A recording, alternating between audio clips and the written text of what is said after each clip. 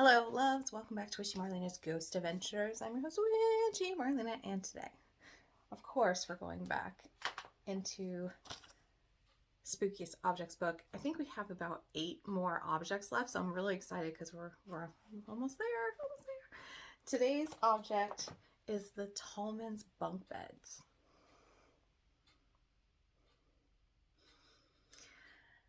Okay.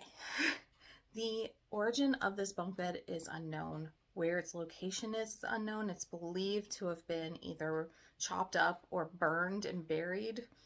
So, don't know. But in 1987, Alan and Deb Tallman and their children moved to Horicon, Wisconsin. And they find this bunk bed at a thrift store for their kids. They didn't really use the bunk bed yet. It stayed in the basement until their room was pretty much complete, and that's when they brought the bunk bed up. Once they brought the bunk bed up, the kids said that they were seeing a witch at night, and they were constantly sick with any type of ailment that just didn't make sense. That's when activity started to pop up. There was doors slamming. They had their suitcases underneath the bed would shoot over to the middle of the room and then shoot back. They had radios would turn on and off. So literally weird poltergeisty stuff. The craziest one happened to Alan, and he was holding his lunchbox heading out for work, and he said he felt something grab onto his lunchbox and yank him, and he fought really hard with whatever it was to kind of hold on to his lunchbox, and it didn't, and it flew across the living room. So Alan did something that he really shouldn't have done. He told whatever this was, "Leave my kids alone, fight me."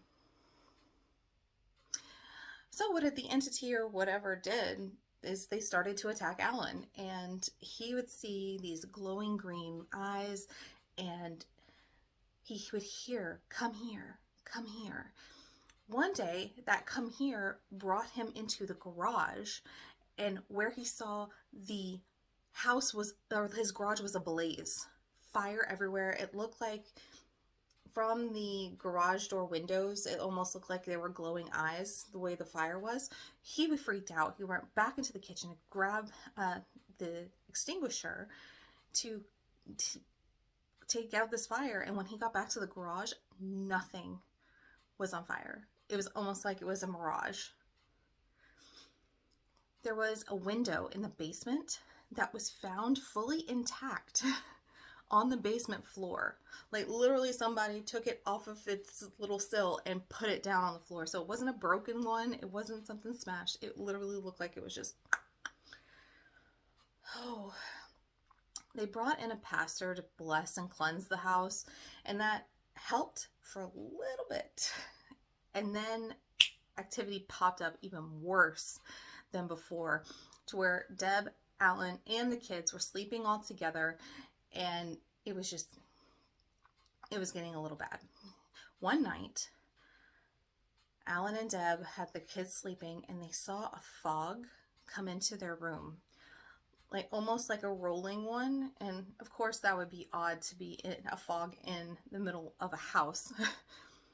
So you see the fog roll in, and they said again they saw the green eyes, and it said, "Come here, you're dead." So 1988, Deb and Alan said that's enough. They scooped up their kids, got what they could, and jetted out this house. Now, it's said that was it the house or was it the bunk bed? It stayed vacant for a minute. And then, of course, there was gawkers. There was people that were hearing the stories about this crazy house, and people would just come by and just loiter to the point where the police had to arrest somebody for trespassing. Later on, a couple purchased the home. But the thing was, Alan went back to the house by himself to grab the rest of their stuff, and what is supposedly happened was he took the bunk bed out of the house and chopped it up and either buried it in the landfill or set it ablaze. Nobody really knows exactly what Alan did, but that bunk bed was nowhere to be found in the house. So the new owners call up Unsolved Mysteries. Of course you would. It's a haunted house. I would want to know. Unfortunately, there was no activity in their house ever. Since the bunk bed is gone, activity has ceased. So there you have it. The Tallmans Bunk Bed in Horicon, Wisconsin, or wherever it is now. Thank you so much for joining me on my ghost adventures. I hope you have a fantastic rest of the day, and I'll talk to you later. Bye!